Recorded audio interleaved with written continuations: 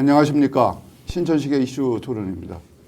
오늘 신천식의 이슈 토론에서 다루고자 하는 주제는 유성 관광 활성화가 제목입니다.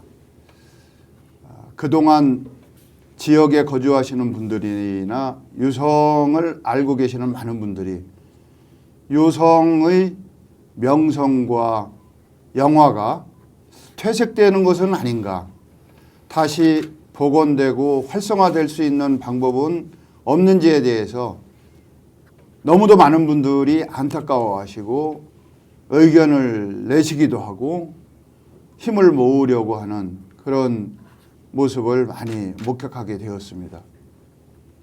유성 온천을 중심으로 한 온천관광 활성화, 지금 이대로 무엇을 포인트로 해서 어떤 내용으로, 어떤 방향으로, 어떤 방법으로 활성화가 이루어지는 것이 바람직할지 격의 없는 토론 이루어지도록 저도 노력하겠고, 오늘 나오신 분들도 그러한 공동의 목표에 대해서 최선을 다하실 거라고 생각을 합니다. 오늘 나오신 분 소개하도록 하겠습니다. 자기소개를 한번 해주시죠. 예. 네, 반갑습니다. 유성구청장 정용래입니다. 또 말씀해 주시죠. 예. 안녕하십니까. 유성구의 의원 김동수 의원입니다. 네, 안녕하세요. 단국대학교 정책경영의학원 문화예술학과의 이희성입니다. 반갑습니다. 세 분을 이 자리에 모신 것은 어떻게 보면 구청장이라는 자리가 역할과 권한이 높죠. 단순 비교하면 구의원하고는 같은 자리에서 논의하는 것도 격을 따지신다고 하면 어려울 수도 있지만, 유성 발전이라고 하는 하나의 명제를 향해서, 커다란 목표를 향해서 서로 협력하는 모습을 보여주는 것이 오늘 토론의 또 다른 목표 중에 하나입니다. 그래서 이름을 유성관광 활성화 협력과 연대로 답을 찾는다, 뭐 이렇게 정했는데요. 정 청장님은 뭐 죄송한 표현인데 바람을 뚫고 이기고 다시 재선에 성공하신 분 아닙니까? 응? 그렇게 하다 보니까 어찌됐든 유성구 같은 경우는 지방자치를 꼭 굳이 정당을 저희가 거론할 이유는 없다고 생각하는 분들도 많습니다만, 여소야대 형국이 됐어요. 그래서 야를 대변하는 의회 권력의 그 대표적인 선도 주자 중에 한 분, 예산결산특별위원회 위원장이시죠? 예결특위원장. 예. 그래서 지난번 그 추경안 심의 때 의회에서 저희가 알고 있기로는 많은 금액을 삭감했다. 이게 도대체 어떻게 된 건가, 뭐 이런 것도 있어서, 이 유성관광이라고 하는 것이 유성의 지역 발전을 위해서, 지역 경제 활성화를 위해서 반드시 기여하고 필수적인 내용이다. 그래서 협력하시고 연대를 뭐 잘 하시겠지만, 좀 아까 두 분들 인사하시는 모습 보니까 뭐 아주 평소에 친절한 그 모습을, 상호간에 존중하는 모습을 분명히 확인할 수 있어서 반갑긴 했습니다만, 토론을 통해서 확인을 해보도록 하겠습니다. 유성관광이라고 하는 것이 과거의 영광이고 과거의 명성이었었다, 이렇게 말씀하시는 분들이 많은데, 유성관광산업의 그 현황, 추세를 한번 확인 좀 해주시면 어떨까요? 예, 관광 산업 수로만 보면 저희가 지금 2019년도에 코로나가 발생하기 직전에 한 116개, 이게 이제 관광 산업이라고 하면 주로 이제 여행업이나 뭐 회의, 유원 시설 이런 게 있는데, 한 116개에서 금년도에 보면 162개 해가지고 한 46개 정도 증가했거든요. 아, 증가가 됐어요? 오히려? 증가했죠. 아, 예.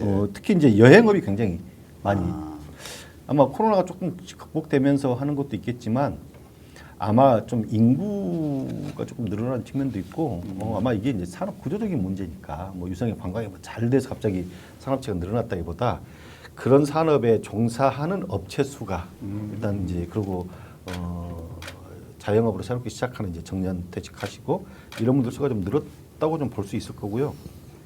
그렇게 해서 보면 사실은 관광 산업 집배 한 축이라도 볼 수 있을 텐데 저희가 관광객 수 뭐 이렇게 통계를 잡잖아요. 근데 주로 관광객 수 통계가 사실 그 조금 이게 문제가 있는 게 주로 이제 이게 어느 박물관 방문자 수, 뭐 과학관 방문자 수, 어느 지역 방문자 수 이런 것 통계를 내다 보니까 이게 안 맞아요, 실제로. 예.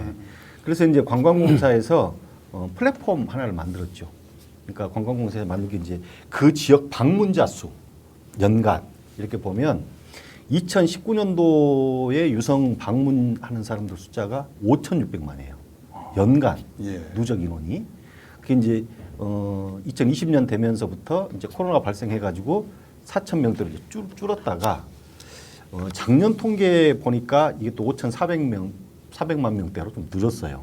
그러니까 이제 그게 단순히 이제 방문자가 뭐 다 관광객이고 이렇지는 않지만 어쨌든 그게 이제 유동성이 좀 있다는 얘기 아니겠어요?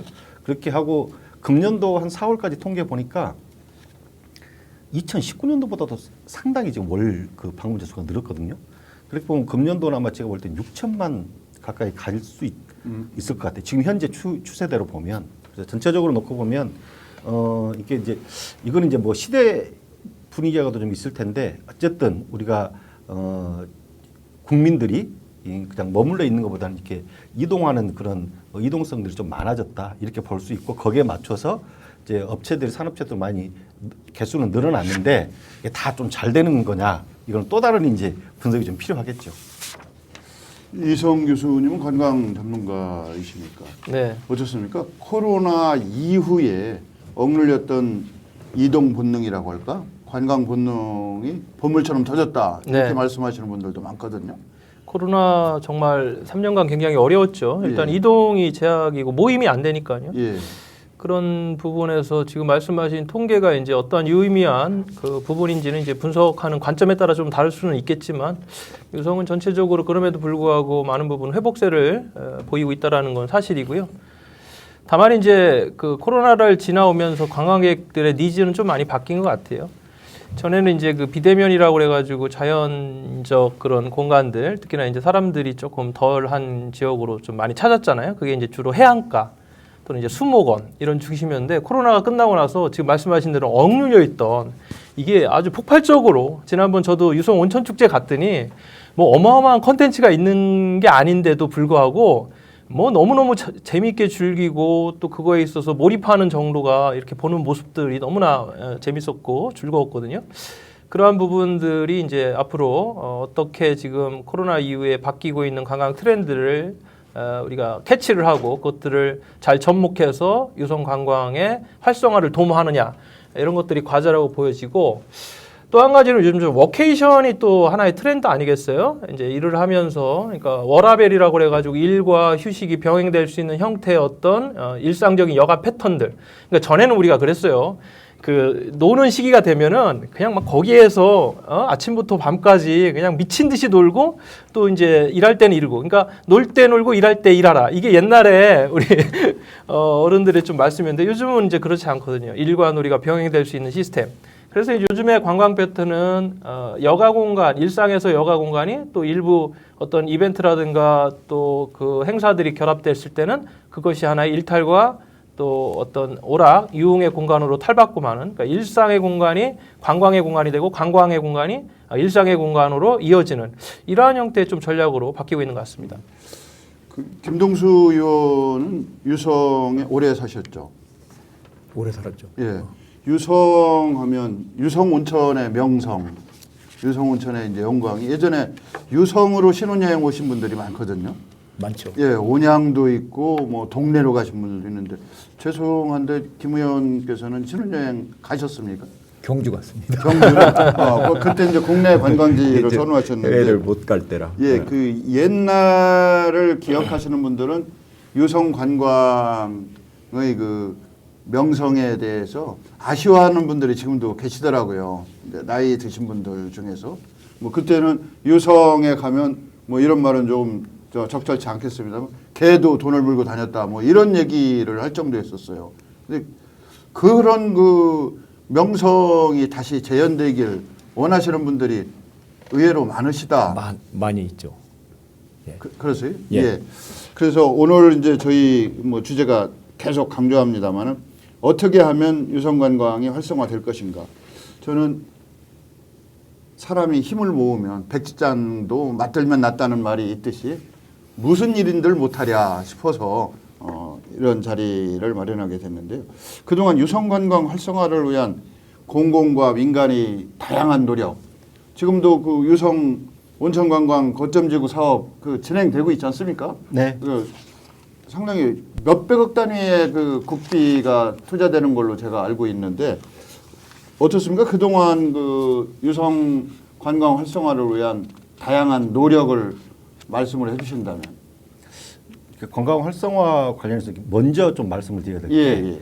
우리가 이제 유성 그 관광 특구 이렇게 얘기를 하면 이 온천이 있는 복명동 지역으로 한정해서 인식을 하는 경향이 많이 있어요. 예. 정확히는 94년도에 처음에 관광 특구 지정을 할 때 온천지구 관광 복명동 장대동 이쪽에 있는 온천 지역이 있고 궁동 어운동 충남대와 카이스트리 거기도 특구 지역이에요. 그렇습니까? 거기서 진행돼서 과학관이 있고 엑스포원이 있는 과학공원 지역 도룡동까지 다 해서 관광 특구인 거예요.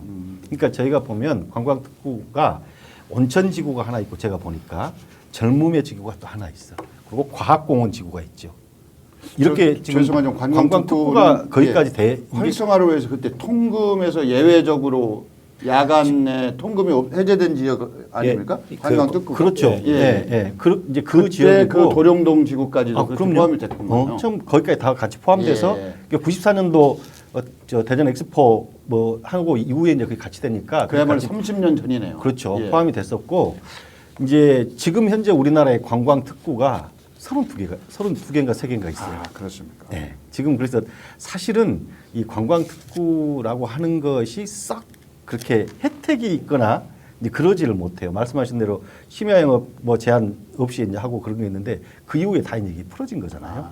그래서 그런 측면이 있어서 우리가 이제 도룡동은 보면 최근에 보면 거기 이제 새로운 유통 판매 시설들 백화점 들어서고 또 대전시에서 지난 지금 관광공사죠 마케팅공사 시절 때 한빛탑 주변을 굉장히 좀 정비도 하고 이래가지고 또 뭐 이 BCC 이관 이것도 들어서고 이러는 바람에 그쪽은 상당히 좀 지금 활성화돼 있어요. 작년 이후에 그렇게 하고 궁동 어운동 지역은 이제 스타트업 파크가 조성이 되면서 그렇게 이제 창업부를 중심으로 하는 것들 지금 서서히 지금 계획이 잡혀 있고 스타트를 했다고 보고 지금 온천지구로 되는 복명동 이 지역이 과거에 비해서 굉장히 좀 어려워진 거죠. 그래서 온천 관광 거점지구 사업을 통해서 저희가 관광도 다시 부활을 시키는 온천 관광도 부활시키는 그 사업들을 지금 하고 있습니다. 그게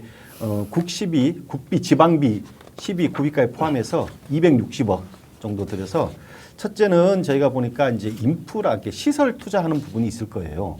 그 부분들은 근데 도심 내가 있기 때문에 우리가 사실은 다른 지역하고 좀 다르게 대규모 자연 시설이 있거나 엄청나게 큰 시설을 넣기가 한계가 있어요. 그러니까 이제 대신에 온천을 상징할 수 있거나 대표할 수 있는 이런 시설들을 좀 넣고 그러고 나서 컨텐츠들을 좀 많이 넣어야 된다. 그게 이제 문광부에서 요구하는 사항이기도 하고요. 그래서 그런 이제 다양한 컨텐츠를 넣어서 우리가 사계절 축제 뭐 이런 것도 그 일환이 될 거고 그리고 약간의 이제 접근성 지금 좋기도 한데 뭐 주차 시설 이런 게 좀 부족하거든요. 그래서 그런 것들도 좀 우리가 좀 확충을 하고 지금 그런 식으로 저희가 가고 있다. 이렇게 세 개 큰 지역이 있는데 그 동안에 과거에 거의 상징적으로 했던 온천 지구를 다시 주민들이 좀 찾아오고 그 안에서 좀 힐링하고 근데 그것만 가지고는 어려워요. 우리나라 온천 관광 지구들이 대체적으로 다 이제 해외하고 다르게 예전에는 이제 국외 해외여행을 가기가 좀 어려웠잖아요. 그러다 보니까 이제 국내 찾아다니면서 온천 관광을 많이 했는데 지금은 이미 해외여행이라고 하는 게 거의 모든 국민들한테 상당한 정도로 수월한 측면이 있기 때문에 이제 그런 부분들에 온천만 가지고 하는 게 아니라 온천과 다른 것이 같이 결합된 그런 형태로 그래서 국내에서 즐길 수 있도록 제가 인프라나 컨텐츠를 만들어가고 있다 이렇게 예. 말씀드립니다. 근데 이제 지금 말씀을 해주시고 이번에 거점 사업이 260억 국비를 투자 받으셨다. 그런데 그 투자할 수 있는 재원이 특정 공간에 뭐 치우쳐 있는 건 아닌가 이런 생각을 하시는 경우가 있어요. 뭐 조격탕 주변으로 해서 거기 가보면 쳐다보는 것이 상당히 좀 불편해요. 너무 혼란스러워서 사인 보드부터 시작해서 여러 가지 공공 디자인적 관점에서 보면 뭔가 좀 정리가 좀 필요하지 않을까라는 생각이 드는데 그 공간에다만 돈을 많이 쏟아부은 것 같아요. 효과가 어느 정도 있는지 모르지만. 그게 이제 문체부 예. 공무사업의 특성상 일단은 예. 공무사업에 당선이 돼야 되니까 일단 그런 어떤 일정 공간에서 사업을 하는 범위라든가 사업의 범위라든가 내용에 대한 부분들 다른 지역도 똑같은 형태의 공모에 참여하기 때문에 또 차별성과 우위성을 지니기 위해서 그렇게 이제 설계가 된 것 같고요. 그래서 이제 지원 사업이라는 것은 분명한 지역과 공간과 목적성을 갖고서는 지원을 받는 거기 때문에 이번 사업은 그렇게 이제 진행을 할 수밖에 없고 거기 이제 플러스 알파로 가야 되죠. 근데 청장님이 정말 정확하게 진단을 하셨는데 유성온천 지금 뭐 특구 94년에 지정됐지만 이때는 5개 특구였어요. 네. 지금은 32개 특구. 이제 특구가 아닙니다. 그냥 보통구지. 이거에 대한 차별성 없고요. 저도 뭐 대만, 일본 다 다녀왔습니다만은 비행기 타고 뭐 2-3시간만 가면 얼마나 좋은 온천이 많습니까? 이 해외여행이 얼마나 활성화되느냐에 따라서 이 온천에 대한 희소성, 쉽게 말하면 이제 어느 정도의 임계치에 다다랐다 이렇게 보여지는 것이고 또 개인적으로도 입욕제가 얼마나 많이 좋은 게 개발이 돼가지고요. 개인 어떤 집에서 즐기는 입욕, 목욕 문화도 발달한 게 사실입니다. 그리고 온천법이 2008년인가요? 제 기억에 그게 이제 뭔가 좀 규제 완화한다라는 게 규제가 돼버린 게 25도의 온도를 유지하고 사람한테 무해한 성분이 함유가 안 되면 다 온천으로 이제 쓸 수 있도록 이렇게 했단 말이에요. 그러면서 이제 보양 온천이라는 형태로 확대되다 보니까 지금 우리나라에 온천이라는 이름을 붙이는 게 560개나 되더라고요. 그러니까 언제까지 유성 관광을 대변했던 온천이라는 컨텐츠를 가지고 계속적으로 갈 것이냐. 여기에는 지금 한계점이 있다. 구청에도 정확하게 진단해 줘서 그럼 플러스 알파 어떤 부분을 가지고 연계하고 활성화할 것이냐. 이거는 이제 앞으로 토론에서 좀 더 말씀을 드리겠습니다. 근데 이제 중요한 게 지금 새롭게 컨텐츠나 프로그램을 구성해야 된다. 저희가 무슨 거창한 구성주의적 관점이 아니라 시대적인 그 가치가 변화되고 환경이 바뀌니까 뭐 온천이 됐든 그 공간이 됐든 어떤 장소를 소비하는 분들의 욕구나 기대 수준이 바뀌었거든요. 그걸 저희가 정확히 캐치해서 그에 부응하는 새로운 컨텐츠나 프로그램으로 구성을 해서 제시를 해야 되는데 그게 좀 부족하지 않느냐. 언제까지 온천만 갖고 저희가 뭐 죄송한 표현인데 우려 먹을 것이냐. 이게 한계가 있다. 뭐 이렇게 많은 분들이 말씀하셔요. 그래서 말씀하시죠. 문화관광부에서 2020년도에 그 쇠락하는 관광 특구라고 하면서 유성 온천에 대한 그 온천 체험관하고 지하 주차장을 해줬어요. 근데 이게 이제 온천 체험관을 우리가 260억이라는 돈을 지하 주차장을 갖고 만드는데 이게 자칫 잘못하면 온천은 없고 온천 특구에 온천은 없고 온천 박물관만 남아 있는 꼴이 될 수 있는 소지가 있다. 이제 온천이라는 게 아까 이희성 교수 말씀하신 2008년도에 25도씨 지질 이게 기술이 좋아져 가지고요. 지하로 내려가면 온도는 올라가니까 웬만한 데 다 온천이 나와요. 100m면 이렇게 올라갑니다. 그래서 25도씨 이상을 옛날에는 뭐 여러 가지 성분을 따졌는데 그걸 안 따져요. 온도만 따지다 보니까.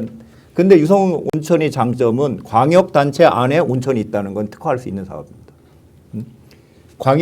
광역 안에 온천이 있는 데는 없어요. 부산 해운대하고 유성 온천 밖에 없을 거예요. 지금 대한민국이 거의. 근데 이거를 온천이 없는 온천 특구를 한다는 것도 참 문제고 여러 가지 우리 구청장님하고 심도 있게 검토해서 해야 할 문제인 것 같아요. 유성의 관광을 온천이 없이 관광을 할 수도 없고 아까 말하듯이 도룡동이나 연구단지의 박물관 여러 가지를 우리가 콘텐츠를 엮어서 유성 관광을 만들어야 되는데 체리형 관광이 될 수 있느냐 그것이. 그리고 지금 유성의 호텔이 다 문을 닫았어요. 리베로 호텔, 유성 호텔도 문을 닫고 아드리아, 레전드, 유진 호텔 5개 호텔이 문을 닫았습니다. 그러니까 호텔이 숙박 시설이 없으면 이건 심각한 문제인데 대전시나 대전관광공사도 호텔이 무너지는 도미노 현상을 방치하고 있어요. 이거를 대안을 대시해 줘야지 관광 산업이 없어진단 말이에요. 호텔이 다 없어지면서. 근데 대전서 대규모 행사를 하려고 하면은 숙박 시설이 없어요. 이것도 심각한 그런 문제가 문제. 있죠. 예. 그래서 저는 이제 관광을 시대 변화하고 같이 조화롭게 발전해가는 개념 체계다. 저는 이렇게 한번 생각을 해보고요. 이제 예전에 관광이라고 하면 가서 사이트 싱잉하는 거 아닙니까? 그냥 사이트를 보고 오는 거. 근데 요즘은 언제부터 체험이라고 하는 것이 경험이라는 것이 그 안에 포함됐어요. 그러다가 언제 저희도 그 동남아 관광 같은 경우는 효도 관광이라는 컨셉하고 맞물려서 부모님들을 동남아에 단체로 관광 안 보내주면 엄청난 불효자처럼 이렇게 인식될 때가 있었거든요. 그런데 이제 그런 컨셉이 지금도 바뀌었어요. 개인들의 다양한 취미를 위해서 네팔이나 티벳 같은데 트레킹 뭐 이런 관광 또 오지를 탐험하면서 힐링을 한다든지 이게 자꾸 뭐 유연화 분절화 뭐 이렇게 표현합니다만 바뀌고 있거든요. 이럴 때 관광이라고 하는 개념을 확장하고 새롭게 정의를 내린다고 하면 외지인들이 현지에 와서 돈을 소비한다는 그런 컨셉으로 가면 여러 가지 그게 이제 대한관광이라고 하는 관점에서 보면 대전이 그런 꺼리는 많이 갖고 있을 것 같아요. 그런 걸 발굴해서 같이 묶음을 만들어주는 거 이것도 필요하지 않을까라는 생각이 있는데 어떠세요? 네. 도시관광의 모델이 지금 바뀌고 있고 예. 지금 말씀하신 대로 이제 지금 우리가 익히 알았던 그런 대표적인 호텔들이 문을 닫고 있어요. 그럼 그 닫는 호텔에는 그럼 무엇이 들어서느냐? 이제 부동산 개발 측면에서 볼 때는 돈이 되는 주상복합의 형태. 근데 그 주상복합의 형태라고는 하지만 거기에 또 일정 부분은 또 숙박, 호텔도 또 이렇게 포함이 돼 있거든요. 그리고 이쪽에 이제 도룡동 쪽에 신세계 호텔이라든가 또 라마다 호텔 여러 호텔들이 또 사실은 시티 호텔 비즈니스 모델로 지금 만들어진 것도 사실이에요. 근데 우리가 너무 예전에 온천 지구를 대표했던 호텔들의 쇠락과 폐쇄에 대해서 지금 민감하니까 이거 유성이 완전히 완전히 쉽게 말하면 이제 사그러드는 거 아니야 이러는데 대체제가 생긴다는 거죠.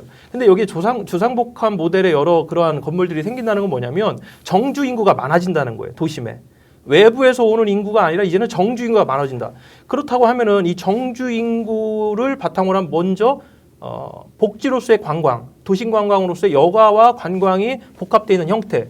그렇기 때문에 일상에서의 이러한 여가와 힐링의 공간이 결국은 관광지로서 부각될 수 있다는 것이죠. 이게 사실은 지금 도심 관광의 모델이고 여기는 또 하나 꼭 필요한 게 뭐냐면 엔터테인먼트예요. 놀이산업. 지금 위원장님도 말씀하셨지만 온천이 없는 온천 특구다. 온천의 차별화 그거에 대한 어떤 가용성은 좀 작아지기 때문에 그러면은 그것을 확장할 수 있는 컨텐츠. 사실은 지금 이번에 온천 문화축제도 가만히 보시면은 온천 입욕이라든가 온천 탕이 메인 컨텐츠가 아니에요. 온천이라는 어떻게 보면 물을 가지고 노는 여러 가지 재미있는 활동이 결국 사람들을 끌어모았고 오락성을 준 거거든요. 그래서 이런 쪽에 포커싱을 가야 되지 온천, 어느 특정 공간에 온천탕, 그걸 대표했던 호텔, 그리고 거기에서 우리가 이제 뜨거운 물에 들어가서 아우 시원하다 했던 이전의 형태는 지금은 올드하다. 이제 개념 자체가 바뀌어야 된다. 저는 그렇게 생각합니다. 그런 부분에 대해서 청장님도 아마 동의하실 거라고. 네, 그러니까 지금 이제 정확히 얘기하면 이제 아까 말씀드린 대로 이제 특구는 명칭이 유성 관광 특구 이렇게 돼 있는 거예요. 그중에 온천 지부가 있는 거지 온천 자체의 특구는 아닌 건데 저희가 사실은 이 측면도 봐야 되는 게 외지에서 사람 온다라고 하는 게 있지만 여기 있는 대전 시민들, 유성 구민들, 가까이 있는 세종시 이분들이 즐겁게 즐길 수 있는 정도의 컨텐츠나 시설물들이 있어야 그래야 외지에서 오지. 홍대 앞이 저기 되는 게 갑자기 부산에서 광주에서 사람들이 간 게 아니라 서울에 사는 젊은이들이 그 앞에서 노는 거거든요. 그러니까 우리 지역에 있는 분들이 거기 가서 힐링하고 또 즐기고 재충전하고 이거 우리 동네 사람도 안 가는 데를 다른 사람들이 올 일은 없거든요. 그래서 이제 그런 쪽으로 좀 바라봐야 되고 그래서 저희는 이제 어쨌든 4계절 축제하고 이렇게 하는 것도 대전 시민들이 먼저 즐거운 장소가 돼야 된다. 그 장소가. 그리고 이제 김동수 위원장님 얘기하신 대로 우리가 온천 유성온천이라고 하는 것이 그 정체성을 이걸 어떻게 보여줘야 될 거냐. 사실 예전에 제가 외국에 살다 온 연구원들하고 한번 미팅을 한 적이 있는데 그분들이 저한테 그래요. 유성에 온천이 어디 있어요? 호텔 사우나가 있는 거지. 이렇게 얘기를 하는데 제가 할 말이 없더라고요. 외국에서 볼 때 그 시설하고 전혀 이제 겉으로 드러나는 온천을 상징할 수 있는 여기 인프라가 좀 없어요. 그분들이 온천에 대해 갖고 있는 개념이 틀린 거죠. 네. 그래서 제가 이제 이게 관광온천지구 사업하면서 거기다가 이제 뭐 체험관도 짓지만 그 위에 이렇게 좀 상징적으로 시민들이 누구나 와서 볼 수 있는 그렇게 뭐 지금 조격탕 조금 있지만 그 안에서 탕을 좀 할 수 있는 거 이렇게 좀 하려고 했는데 이게 사실은 좀 문광부 때 허락을 득해야 되는 문제가 있다 보니까 이게 컨텐츠 위주로 이제 자꾸 이제 얘기를 하니까 조금 그런 부분인데 저는 그런 온천을 드러낼 수 있는 여기가 온천지구다라는 걸 드러낼 수 있는 상징적인 시설물도 좀 있어야 필요가 있다고 보고 그걸 계속 좀 같이 접목을 하려고 계속 문광부 협의 중에 있고 그리고 사실 이제 호텔들에 있는 탕 시설들도 사실은 좋은 데도 좀 괜찮은 데들이 이제 있기도 하는 거잖아요. 그래서 그거를 외부에서 볼 때 여기 가면 유성온천에 탕 시설 있다라고 하는 무슨 이런 사인볼 같은 것도 좀 있어줘야지. 이게 어디가 뭐 있는지 조격장 조금 있는 거 보고 나머지는 없단 말이에요. 그렇게 하는 게 하나가 있고 지금 이제 이성 교수님 말씀하셨듯이 숙박의 부분이 상당한 정도로 이쪽 도룡동 쪽으로 좀 넘어가 있어요. 근데 예전에 여기 있는 것들이 다 그쪽으로 넘어갔다라고 있으니까 뭐 일정 부분 대체제가 될 수 있는데 여기 있는 특히 이제 관광지라고 하면 사람들이 온천지구를 생각하는데 거기에 숙박시설이 없으면 우리가 아무리 다른 놀이시설을 해놓는다 하더라도 좀 어렵거든요. 그래서 리베라나 유성호텔은 어떤 시설물이 들어가든지 간에 30% 이상을 관광호텔, 그냥 숙박시설이 아니라 관광호텔 시설이 들어가야만 될 수 있도록 도시 재정비 촉진기구가 지정할 때 그렇게 좀 저희가 담아놨고 지금 유성호텔은 그쪽 쪽에 입장을 봤더니 그냥 호텔을 없애는 게 아니고 특급 관광호텔을 짓겠다 이런 계획을 좀 가지고 있어요. 근데 그게 잘 진행이 또 될 거냐 하는 부분은 또 다른 문제인데 그렇게 이제 민간이 여기에 시민들이 많이 오고 놀이시설이 있고 이렇다 그러면은 민간이 자연스럽게 투자가 이루어지지 않을까 그런 기대를 하는데 만약 계획대로 유성호텔 같은 경우에는 호텔동을 따로 지금 짓겠다는 거거든요. 그 옆에 부지를 좀 확보를 해서 그리고 지금 현재 있는 그 부지하고 같이 연계해서 그 중에 일부는 사업비를 충당하기 위해서 주상복합에 들어가고 별도로 호텔동은 특급 관광호텔을 따로 짓겠다 이렇기 때문에 그런 때까지의 기간에 지금 조금 이제 과도기적인 측면이 좀 있다고 보는데 저희가 생각할 때는 지금 말씀하신 대로 예전에 유성하면에 대표됐던 숙박시설들이 다 지금 문을 닫았어요. 다들 예정에 있는 데가 있고 그래서 그거는 어떤 식으로 했는지 관진협이나 이런 데하고 해서 민관이 같이 좀 머리를 맞대고 해야 될 텐데 결국은 그럼 민간이 투자를 하거나 그 시설을 다시 할 수 있도록 하는 기본 인프라와 놀이문화를 관이 어떻게 잘 만들어 줄 거냐 라고 하는 것이 관건이라고 보고 이제 그런 부분은 저희가 이제 의회 우리와 잘 상의해서 그런 것들을 할 수 있도록 하는 기본적인 인프라부터 먼저 좀 깔고 시작할까요? 예, 알겠습니다. 지금 세 분 말씀하시는 내용을 보면 다들 일맥상통해서 유성의 관광 특구로서의 활성화, 특구가 유명무실하던 보편적인 공간으로 변했던 간에 활성화를 시켜서 옛 영광을 재현하는 거에 그치지 않고 그것을 넘어서자 이런 데 다 동의하시는 것 같고요. 이제 중요한 건 유성이 갖고 있는 다양한 자원, 관광과 관련된 자원, 활성화와 관련된 자원들을 묶어서 집대성에서 그걸 내부인과 외지인 모두에게 매력 자본으로 유인 요소로 만들어서 한 묶음으로 해놓자. 아까 중요한 말씀하셨는데 가까운 데 사람이 즐겨 찾아오지 않는 근자래가 불가하다면 원자는 안 오거든요. 이게 가까운 데 있는 사람이 정말 즐거워하고 가고 싶어해야 먼데 사람들도 그 소문 듣고 오는 거거든요. 그래서 그런 정신을 확실하게 지금 인식하고 계시다고 한다면 방법이 없는 건 아니다.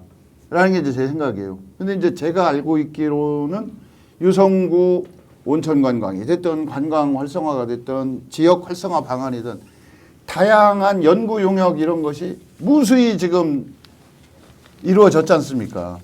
근데 그런 것을 하나로 좀 묶어서 현실적인 지난번에 저도 문광부에서 돈 주는 사람들이니까 무슨 얘기 이렇게 아이디어를 좀 제시하다 보면 문광부하고 협의해야 됩니다.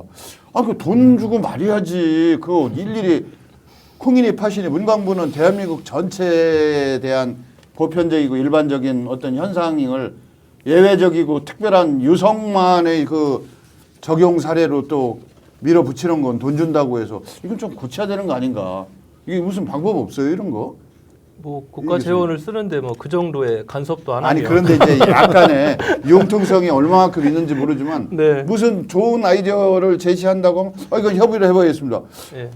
그래? 그 어느 정도는 좀 융통적인 재량권을 지방정부나 지방 관계자한테도 부여를 해줘야 되는 거 아닌데 아니면 핑계를 대는 건지 그 핑계 대는 건 아니죠? 그게 문광부뿐만이 아니라요. 예. 저희가 행안부 심사도 받았어요. 아 그러셨어요? 네, 그러니까 왜냐하면 지방재정 어느 정도 투입되는 규모가 되면 아. 또 행안부에서 그게 잘 가고 있는지 그러니까 지금 말씀하신 대로 뭐 그냥 그 공모사업 하는 거니까 또 그거에 대해서 또 처음에 시작했던 그 방향이나 목표가 있기 때문에 그렇게 할 텐데 저는 근본적으로 좀 재정 분권을 좀 해줘서 지방이니까 국가 공모사업 아니더라도 지방에 재정이 좀 이렇게 많이 분권이 돼서 좀 재정 자립도나 이런 것이 좀 올라가면 그러면 오히려 이제 공모사업 아니라도 지방 재정 가지고 그 지방의 막 실적에 맞게 이렇게 사업들이나 정책들을 할 수 있을 텐데 그래서 그거는 제가 볼 때는 과감하게 지금 아마 7.5 대 2.5 뭐 이 정도 되는 것 같은데 한 6대 4 정도로는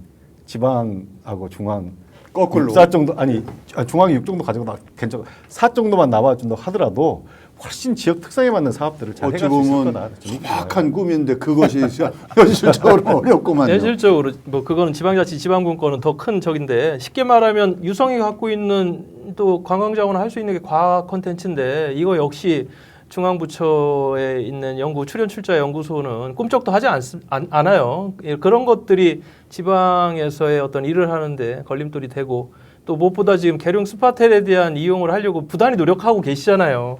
그 좀 육군인가요? 그 국방부로부터 좀 협조를 얻어가지고 사실은 이전에 이제 이게 온천이 이렇게 쇠락할 거라는 건 다 예상이 됐었고 그 대안으로서의 앵커 시설에 대한 고민도 많이 했었어요. 그 중에 하나가 테마파크인데 이전에는 그 유림공원 부지도 한번 검토가 됐었고 그리고 이제 계룡 스파텔에 대한 활용도도 좀 됐는데 지금은 이제 그러한 대규모 앵커 시설을 갖출 만한 땅이 없어요. 지금 유성 내에 없습니다. 그러다 보니까 지금 뭐 어떤 분들은 그래요. 갑천 주변에 대관람차 하나만 설치해놔도 런던에 런던 아이처럼 이런 멋진 도심 풍경을 바라볼 수 있는 그런 게 될 것이다. 그리고 예산도 670억밖에 들지 않는다.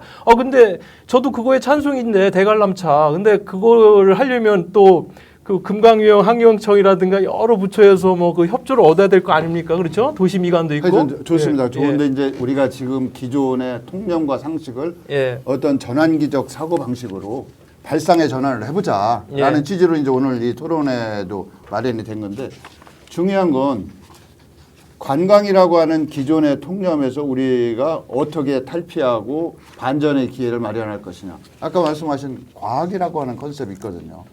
과학자들이 많이 있습니다. 그 사람들이 지역 축제가 됐든 지역 이벤트에 크게 관심을 갖지 않고 참여 안 하는 것 같지만 그 사람들이 참여할 수 있도록 동기를 부여하고 자극을 줄 수 있는 방법 이것도 하나 고민이 돼야 된다고 생각하고 또 하나는 이제 과학이라고 하는 것이 전통 재래 전통 제조업 중심의 전통 산업에 새로운 과학 기술 수단과 방법을 적용해서 업그레이드 할 수 있는 여지가 있거든요.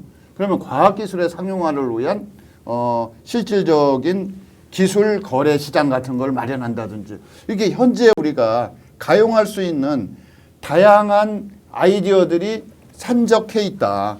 그걸 분산되고 고립되어 있는 아이디어를 하나로 묶어서 지속적으로 유성 지역을 중심으로 해서 이벤트나 행사가 이루어진다고 하면 그걸 보고도 사람들이 와서 뭔가 새로운 그 활성화의 계기가 되지 않을까 저는 이제 이런 생각이 있어서 이제 제가 이 자료 조사하면서 말씀을 드리면 되게 목욕을 하게 되면 그 사람이 기분이 산뜻하다든지 청량감 같은 걸 느끼지 않습니까? 또 물이 갖고 있는 다양한 상징이 있습니다. 인도의 겐지스강 같은 경우는 저쪽에서는 오물덩어리가 떨어오는데 거기서 또 침례, 성수, 세례 이런 의미로 목욕을 하거든요. 그걸 또 평생의 꿈으로 생각하고 있고 이런 것이 도입이 되면 뭔가 새로운 의미 부여가 돼서 그로 인해서 많은 사람들이 오게 되지 않을까.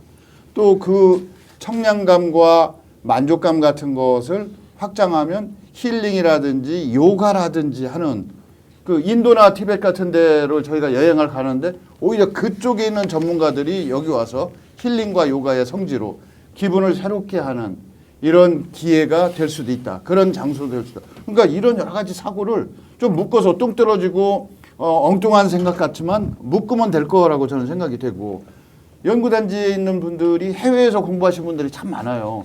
학회를 하면 해외하고의 교류나 네트워킹이 되더라고요. 그런 분들한테 이런 그 유성이 갖고 있는 물이 갖고 있는 상징과 메타포나 이런 걸 좀 활용하면 그분들을 또 이번에 그 세계적인 학회를 미국에서 하기로 했는데 유성에서 한번 해보지. 여기는 이런 그 행사하고 같이 겹쳐서 당신들 힐링도 할 수 있어라든지 뭐 이런 걸 좀 한번 묶어보자는 의견을 말씀하시는 분들이 계시더라고요. 된다고 하면 힐링 요가 대회 같은 경우 지금 밀양이나 이런 데서 하고 있는데 한 일주일 정도 하는데 몇천 명이 오더라고요. 그러니까 그 숙박업소는 그 지역에서는 당연히 동나죠. 이런 것이 정례화되고 예측 가능한 행사가 된다면 좋지 않을까라는 생각도 한번 해보는데요. 어떻습니까, 이 교수님? 온천수를 활용한 보양관광, 특히나 이제 그 의료관광에 대한 활성화 그동안 많이 노력을 했고요. 특히 한방병원 중심, 특히 대전대 같은 경우 많은 심혈을 기울였죠. 그것도 좋은 자산이죠. 예, 테라피 쪽으로 가야 된다. 그리고 왜냐하면 또 이게 전국의 온천수를 분석을 해보니까 유성이 굉장히 품질이 우수합니다. 특히 그 연구 결과에 의하면 아토피에 굉장히 효능이 있다라는 그런 연구 결과도 있어요. 근데 관련돼 가지고 지금 하는 데가 병원이 한 서너 개밖에 되지 않는 것 같아요. 그건 또 뭐냐면 이쪽 그 의료 비즈니스 영역에서는 아직 한국에서는 그 자체의 수익 모델 창출하기가 어렵다라는 게 아마 근 15년 정도 검증이 된 것 같아요. 그것도 하나의 방안으로는 할 수 있지만 지금 직접적으로 의료관광이라는 모델로 활성화시키는 데는 다소 한계가 있다라는 게 제가 보는 관점이고요. 과학 같은 경우도 지금 과학이라는 게 사실은 어떻게 보면 좀 학술적 측면이 강하거든요. 이걸 관광어로 연계할 때는 좀 직접적으로 사람들이 못 느끼고 못 봤던 것들을 체험할 수 있는 체험 콘텐츠를 직접적으로 제공해 줘야 되는데 그 문이 열리기까지 국가 출연 출자 기간이 좀 어려운 것 같습니다. 그럼 우리가 대안으로 뭘 해야 되냐? 일상의 공간이 여가 공간을 우리는 쓸 수밖에 없다. 지금 대규모 앵커 시설을 설치할 수 있는 공간에 부재가 있기 때문에 그래서 저는 이제 3대 공원이라고 하는 갑천공원, 온천공원, 유림공원을 적극적으로 활용해야 된다. 그 벨트를 묶어가지고 왜냐하면 갑천공원은 쭉 연결되면은 도룡동까지 연결이 되거든요. 그리고 이제 탄천이 또 연결되는 그 과학공원 뒤쪽의 길들. 그래서 저는 이 지천과 3대 하천이 갑천이 연결되는 이 3대 공원을 제대로 좀 활용해서 이 관광 활성화의 하나의 기폭제. 왜냐하면 요즘은 관광에 있어서 가장 중요한 건 컨텐츠를 자꾸 얘기하지만 컨텐츠보다 더 중요한 건 공간입니다. 그리고 공간과 함께 인프라입니다. 이게 바탕이 안 되고 컨텐츠 얘기를 하면 사실은 지속성이 담보되지 못합니다. 그래서 그 말씀을 드리고 또 한 가지 한 공간이 이제 호곡 보험파크를 지금 현 정부에서 강하게 추진을 하고 있지 않습니까? 현충원과 연계돼 있는 그 부분 뭐 예산이 거의 한 8천억 이상인 것 같은데 이 부분도 지금 유성 관광에 어떤 전략적으로 활용을 했으면 좋겠다. 그리고 마지막 하나가 바로 유성에 갖고 있는 최고의 장점 쇼핑입니다. 지금 대전의 관광 그 만족도라든가 주요 관광지 1위가 신세계로 나오지 않습니까? 이러한 부분이 지금 유성에 있단 말이에요. 그리고 지금 여러 가지 그 백화점 수요도 유성에서 늘어나고 있고 그래서 이러한 것들을 좀 묶어서 우리가 활용하는 그런 방안들 필요하다고 봅니다. 그러니까 이제 산재대에 있는 다양한 자원을 지역 자원을 묶음으로 활용할 수 있는 그 이제 시너지 효과라는 게 그런 데서 나오는 거거든요. 네. 이제 그걸 저는 이제 지금 말씀하신 컨텐츠나 그 공간 장소의 중요성에 대해서도 이제 전문가 입장에서 말씀하셨잖아요. 하나를 덧붙인다고 하면 유성이 갖고 있는 그 스토리가 아주 기가 막힌 게 있어요. 온천과 관련해서. 뭐 백제군에 소속돼서 멀리 나갔다는 아들이 다쳐서 왔는데 어머니가 그 아들을 치료해주기 위해서 고민하다가 학이 치료하고 날아가는 걸 보고 그 공간을 자기 혼자만 독점적으로 전용한 게 아니라 부상을 당한 아픈 병자가 있는 모든 사람에게 개방했다. 이걸 요즘으로 따지면 공동체 정신이라고 할 수 있거든요.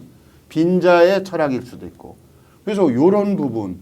그 다음에 이 사람들이 우리 사회가 지금 미래가 불확실하고 변화가 너무 급격히 이루어지다 보니까 모두들 불안해요. 최후의 보루는 그래도 가족이거든요. 믿을 수 있는 건. 가족이 해체되고 있어요. 그래서 그 가족을 다시 재구성하고 강화시키는 하나의 장소적, 공간적 특성과 스토리와 연결을 시킨다고 하면 가족 해체, 가족 강화의 장소로서 여기 가서 뭐 쇼핑을 하든 목욕을 하든 가족이 다시 재탄생하는 건 아니겠지만 가족에 대한 의미를 다시 재확인하고 재설정해주는 그런 기회가 되지 않을까. 전 이런 거부터 해보면 할 건 참 많을 것 같습니다. 이런 부분은 어떻습니까? 할 건 참 많죠. 할 건 꼬매야지. 그 구슬도 꼬매야 뭐. 그래, 근데 난 청장님도 오늘 이 자리가 아주 짧은 시간이긴 하지만 지속적인 뭐 여소야대가 뭐 이렇게 대단한 겁니까? 유성을 사랑하고 아끼는 마음이 누구보다도 강하니까 그 험한 선거 과정을 거쳐서 선출직에 도전하시고 이 자리까지 오신 거 아니겠어요? 아니 갑자기 하여튼 그래서 누구보다도 유성을 사랑하는 마음이 강하신 분들이니까 두 분들의 마음먹기에 따라서 유성 발전의 유성 관광 활성화의 새로운 이정표도 만들어질 수 있지 않을까 이런 생각이 있는 거죠. 그 아까 말씀하신 대로 지금 사실은 지금 작년부터 좀 늘어나고 하는 것이 특히 이제 도룡동 쪽에 사람들이 유인할 만한 요소가 생긴 거예요. 맞습니다. 현실적으로 예, 백화점 예. 그 옆에서 이제 노는 그 지금도 아마 맥주 축제 지금 어제 끝났죠? 아니 주말에는 축제 안 해도 한우 축제 그러니까 거기에 음악 분수 뭐 있고 그래가지고 이미 거기는 이제 생겼어요. 꽉 문제는 찼어요. 온천 지구에 그러면 이제 거기서 뭐 과학관도 보고 뭐 다른 이제 시에서 지금 여러 가지 그 옛날 그 있던 오래된 시설들을 좀 개조해서 다른 시설로 지금 하려고 대전시에서 노력을 많이 하는데 그런 것들이 있는데 그러고 나서 그러면 좀 이렇게 힐링할 수 있는 온천 지구 지금 그게 뭐가 없어요 지금은. 예, 그래서 그런 인프라를 좀 만들어야 될 필요가 있고 아까 이성 교수님 말씀하셨는데 그 3대 공원 이렇게 이어질 수 있도록 도롱동에서 쭉 이어지고 아니면 온천 지구 오신 분도 갑천을 이어서 도롱동까지 가게 되고 하는 이제 그런 것들도 한번 저희가 시기적으로 봐서 한번 생각을 해보고 축제 같은 기간에 이제 우리가 뭐 이게 어떨지 모르는데 코끼리 달자 같은 거 했는데 한번 그런 것도 좀 지금 그 말씀 저도 그 말씀을 드리려고 하는데 이제 교통 체계라고 하는 것이 이용객 흐름을 연속화시켜 주는 거거든요. 그러니까 그럴 때 지금 주말 같은 때 제가 아는 분이 신세계를 갔다가 구경하러 갔답니다. 이 사람 구경꾼이 너무 많아가지고 힘들어서 그냥 중간에 나왔다고 하는데 그 가능성 있는 분들을 유성으로 모실 수 있도록 셔틀버스가 됐든 그 지금 말씀하신 그 아기들이 가족들이 좋아할 수 있는 그런 그 교통 수단을 정기적으로 셔틀로 해놓으면 되지 않을까? 저것도 하나의 생각이에요. 지금 그 스마트 관광도시 지원 사업을 매년 하고 있고요. 뭐 사업 예산이 72억에서 한 90억까지 당선이 되면 그 도시에 이제 스마트 관광 기반 구축 지원을 하고 있습니다. 지금 뭐 여러 도시들 또 경기도 수원도 지금 그리고 이제 강원도 양양도 선정이 됐습니다. 충남 같은 경우도 대전도 한번 신청했다가 떨어졌고 충남 같은 경우도 보령시라든가 부여군이라든가 태안군에서 신청했다 다 떨어졌어요. 근데 유성은 최적지예요. 스마트 관광 도시 그 지원서 공모에 당선된 최적지고 신청도 안 해봤다 근데. 네, 아직 신청을 안 했습니다. 그러셨어요? 근데 매년 신청을 하는데 어찌됐든 이 스마트 관광 도시가 결국 지금 2차 관광 수단이라는 게 그런 겁니다. 우리가 이제 어느 관광지로 오면 대중교통이든 자가용을 갖고 옵니다. 특히나 코로나 이후에 자가용의 빈도가 상당히 높아졌어요. 근데 지역에 옵니다. 오면은 내 차를 호텔이나 여기 주차장에 세워놓고 그 다음에 주요 관광지로 돌아다닐 때 활용될 수 있는 2차 관광 수단. 이거 요즘은 이제 다양한 지자체에서 특히 스마트 관광 도시 지정된 데는 앱을 개발해가지고 거기서 다 연동을 시켜요. 자체적으로 플랫폼이 있습니다. 그런 것들이 있을 때 지금 말씀하신 공간과 공간을 연계하고 쇼핑과 엔터테인먼트, 이벤트, 축제들을 돌아보고 왜냐하면 내 차를 갖고 이런 공간들을 다 돌아보기가 힘들어요. 물리적으로. 그래서 2차 관광수단이라고 할 수 있는 이게 뭐 바이크가 될 수도 있고 또는 뭐 카트가 될 수도 있고 또는 뭐 그 저기 뭡니까 우버 형태의 어떤 그런 부분들이 지금 유성에서는 인프라 측면에서 우리가 건물만 자꾸 얘기하는데 이런 어떤 부수적인 시스템도 사실 인프라거든요. 이것도 사실은 지금 필요하다 저는 보여집니다. 그 말씀하셔서 제가 이게 적어왔어요. 예. 교통시설 체계라는 게 왜 중요한 건지. 체계는 하부 시설의 연결에 의한 교통 흐름의 재해석을 가져오게 하는 거죠. 아까 메모리얼 파크 현충원 말씀하셨잖아요. 거기 그 현충일 이전에 현충일에는 뭐 가까이 가지도 못했고 어마어마한 인구가 내전을 하거든요. 평소에도 많이 와요 거기에. 그 워낙 모신 분들이 호구 경영이 많기 때문에 이런 분들. 그다음에 그 월드컵 경기장에서 이제 저희 그 대전을 대표하는 시티즌 경기도 있고 한화 무슨 야구 경기도 있고 그러면 그때 관람객도 어마어마하거든요.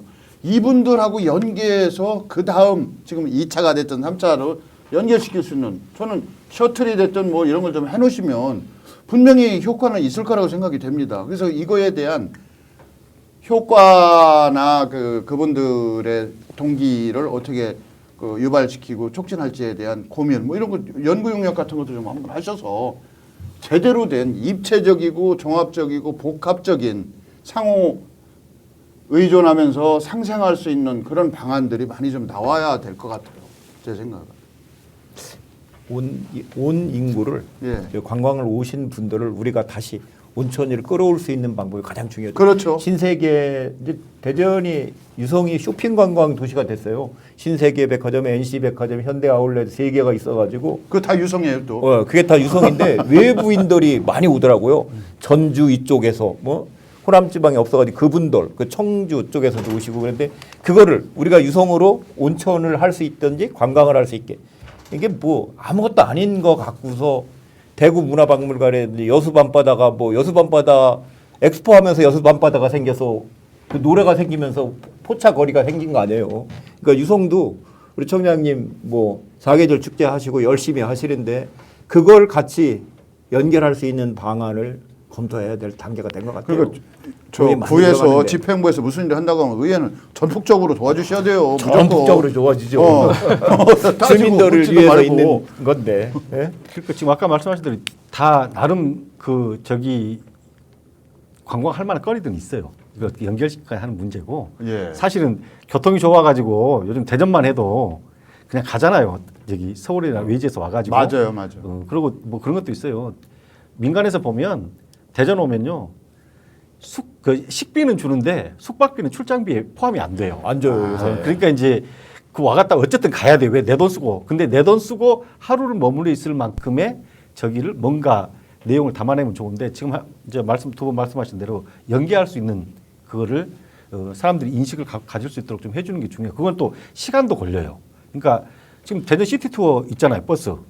이용하나요? 활성화 안 됐어요. 그러니까 이것처럼 시티 투어가 이미 있는데 이게 전혀 일반 시민들이 활용을 하지 않는 이런 문제 있거든요. 그러니까 이런 것들을 지금 아까 말씀하신 대로 이렇게 뭐 계절별로 하든 이렇게 이렇게 셔틀로 돌리든 아니면 다른 이동 수단을 하든 이게 사실은 보면 그 이동 수단 자체도 하나의 관광 상품거리가 될 수 있는 이동 수단을 만들어주는 게 그럼요. 그렇게 하면 아마 이벤트도 되고 좋을 것 같다는 생각이 있어요. 그 안에서 무슨 뭐 연구단지 탐방까지도 같이 넣어서 할 수도 있고 카이스트라고 하는 좋은 자원이 있지 않습니까? 카이스트 들어가고 싶어하는 분들은 들어가고 싶어해서 들어가는 건 아니지만 원하시는 분들이 있거든요. 뭐 과학 영재라든지 이런 분들. 그리고 이런 분들 아까 이제 교육이라고 하는 대한관광 말씀에서 카이스트나 물론 저 충대도 있습니다만 카이스트에 대한 국민적 관심이 있기 때문에 이분들에 대한 교육 박람회 같은 걸 유성구에서 열게 되면 그 손님들이 방문객들이 온천 관광이 됐든 쇼핑 관광이 됐든 유성에서 돈을 쓰고 머물 수밖에 없지 않습니까? 뭐 이런 걸 여러 개를 아이디어를 좀 복합적으로 고민할 필요가 있지 않을까 싶어요. 말씀대로 지금 대전이 체류형 관광이 지금 14%가 채 되지 않고 전국에서 좀 상당히 꼴찌에 머무르고 있는데 이제 지리적 위치 저는 이제 그래서 이런 얘기를 해요. 물론 야간 콘텐츠를 개발하고 야간 관광으로 역점을 두어서 체류를 하게 만들자. 근데 그거는 대전 관광이 20년 전에도 똑같은 얘기를 했어요. 근데 그거는 대전이 교통의 요충지이고 사통팔달 잘 뚫렸기 때문에 장점이자 관광으로 보면 약점인데 그러면 우리는 모델을 바꾸면 어떠겠냐. 도시명 1일 관광. 도시명 1일 관광으로 오히려 몰빵을 하는 게 좋지 않겠냐, 역발상으로. 그런 형태로 해서, 왜냐하면 쇼핑이라든가 음식이라든가 엔터테인먼트라든가, 그리고 여기에는 그럼 이런 것들을 뒷받침할 때 가장 필요한 게 어떤 영역이냐면 바로 문화와 예술이에요. 지금 우리가 대전의 문화예술 현재 인프라가 집적화되어 있는 게 서구입니다. 서구는 이제 대전시에서 운영하고 있는 여러 가지 대표 문화시설들이 있어요. 근데 유독 서구보다 지금 굉장히 신도시도 개발되고 활성화되고 있는 유성구에 문화와 예술 인프라는 좀 상대적으로 부족합니다. 많이 부족하죠. 예술회관조차도 없으니까. 결국은 이제는 외국에도 가보셔서 알겠지만 특히 선진국의 도심관광 모델은 문화와 예술이 빠진 관광 모델은 없습니다. 결국은 우리가 이제 온천이라는 소재, 그 자원에 대한 부분들도 우리가 다 진단이 끝났으니 그것을 보완할 수 있는 확대된 개념의 문화와 예술이라는 영역으로 좀 더 적극적으로 나갔으면 좋겠다 이런 생각도 같습니다. 예, 이제 시간이 다 돼서 이제 밖에서 문 열고 들어오시는 분들이 아마 다음 일정이 또 있으신가 봐요. 이제 마무리를 좀 해주셔야 될 것 같아요. 김동수 의원님, 유성 관광 활성화, 지역 발전을 위해서 앞으로 어떤 각오와 포부 있으면 한 30초 이내로 말씀 좀 해주시고, 우리 저 이희성 교수도 한 30초 이내, 나머지 한 1분 이내 청장님이 정리해 주시는 걸로 이렇게 하겠습니다. 네. 유성의 영화는 찾을 수 없지만 옛날에 유성은 신혼부부들이 60년대 신혼부부들이 찾아와서 그 영화를 다시 찾을 수는 없지만 그거를 버금가는 관광을 할 수 있으면 하는 생각입니다. 유성의 여러 가지 조건, 여러 가지 인프라가 잘 구성되어 있는데 그것만 잘 꿰매면 될 것 같습니다. 앞으로 유성 관광 기대하겠습니다. 고맙습니다. 예, 이희성 교수. 예, 지역마다 도시가 소멸되고 있는데 유성은 도시가 성장하고 있는 그런 지역입니다. 도시가 소멸되는 지역은 관광이 절박합니다. 정책 우선순위의 맨 앞에 서 있습니다. 결국은 정책 우선순위에서 유성구가 추구하는 관광 정책은 어디인가를 좀 진단해 볼 필요가 있고, 이게 미래 먹거리나 도시 브랜드 창출에 중요하다면 정책 우선순위에서 맨 앞에 세울 수 있을 것이고, 그러면 활성화될 거라 이렇게 생각이 됩니다. 예, 청장님. 예, 저희가 유성 관광 활성화로만 놓고 얘기했는데 사실은 이제 넓게 아까 이성 교수님 말씀하신 대로 도시 자체가 경쟁력을 가지려면 문화와 예술이 접목돼야 그 모든 부분을 나머지를 커버할 수 있고, 그것이 결국은 우리가 관광 활성화라고 하는 부분에 가장 어떻게 보면 중요한 요소가 될 거라고 봅니다. 그래서 거기에 맞는 인프라도 우리가 만들어야 되고 전략도 잘 짜야 될 거고, 또한 이런 거를 담당하고 끌고 갈 수 있는 어쨌든 조직이나 기구들도 좀 필요하다고 봐요. 전담할 수 있는. 그래서 저희가 민관이 같이 협업해서 잘 갈 수 있도록 하는 그런 거버넌스를 잘 만들어내도록, 또 우리 유성구 의회 의원님들하고 같이 머리 맞대서 어쨌든 이 유성이라고 하는 도시가 글로벌한 경쟁력을 갖는 그런 도시가 될 수 있도록 그렇게 노력을 하겠습니다. 도시 경쟁력의 기본은 품격이죠. 도시의 품격인데 품격을 이루는 것은 문화와 예술. 핵심적인 말씀을 해주셨고, 관광 산업이라고 하는 것이 사실은 도시의 경제, 사회, 문화 모든 분야에 있어서 지대한 영향력을 행사하고 발전적인 변화를 유도할 수가 있어요. 그래서 관광 산업에 저희가 주목하고 있는 거죠. 유성 관광의 미래, 유성 지역의 지역 활성화 전략, 이런 모든 것이 여야 야를 떠나서 또 전문가도 소외되지 않으면서 국민 모두가 함께 참여하는 바람직한 방향 설정이 필요하겠지만 현재 잘 될 것으로 이렇게 추측되고 기대가 됩니다. 오늘 신천식의 이슈토론 유성 관광 활성화를 주제로 50분 동안 이루어졌습니다. 감사합니다. 고맙습니다.